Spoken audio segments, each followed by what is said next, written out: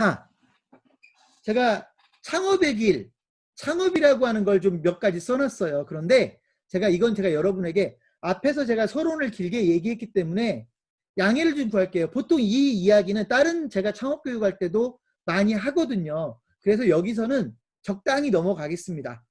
이 페이지의 핵심 메시지는 뭐냐면 창업 절대로 여러분이 생각하는 것처럼 쉽지 않다는 얘기입니다. 창업을 되게 만만하게 생각하는 사람들이 많아요.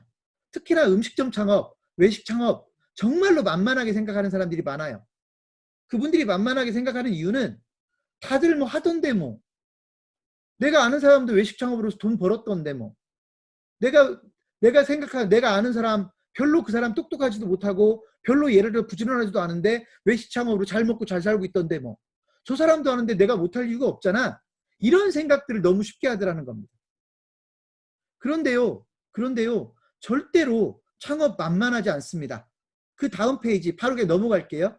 뭘 보고 바로 알 수 있냐면 외식 창업 5년간 생존율이 채 20%에도 미치지 못하더라. 제가 이렇게 얘기하면 겁주기 위해서 그런 말을 하는 거라고 생각을 하는데 외식 음식점 창업을 100명이 했을 때 5년이 지나면 그중에 20개도 살아남지 못하더라 라고 하는 이 통계는요. 국세청에서 발표한 통계지 제가 만들어낸 통계가 아닙니다.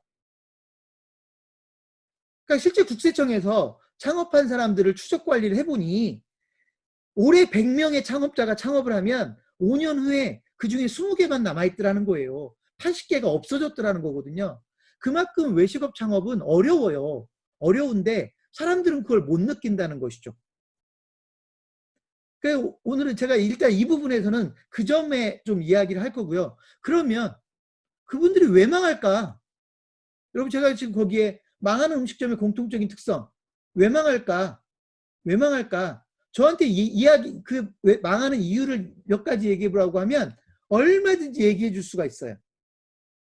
오늘 제가 앞에서 얘기했던 이야기를 가지고 아주 구체적으로 이야기를 하겠습니다. 물론 짧게 얘기하겠죠. 뭐냐? 아까 제가 그런 얘기를 했죠. 자, 나는 놀부라고 하는 브랜드로 창업을 하고 싶다. 그리고 가게를 하나 찾았어요. 어떤 건물에 있는 1층 40평짜리 매장을 하나 찾았어요. 자, 그러면 나는 아이템을 결정했고 나는 놀부라는 아이템을 결정했고 나는 그 가게 자리를 결정했잖아요. 그러면 뭐를 따져보라고요? 반드시 제가 앞에서 여러분에게 얘기했어요. 이익을 따져봐야 된다. 이익을. 내가 이 자리에서 돈을 얼마나 벌 수 있는지. 그걸 제가 뭐라고 했냐면 수익성 분석이라고 했다고요. 그 얘기는 뭐냐면 놀부라는 아이템을 결정했고 자리까지 결정을 했으니까 상권과 입지가 정해진 거 아닙니까?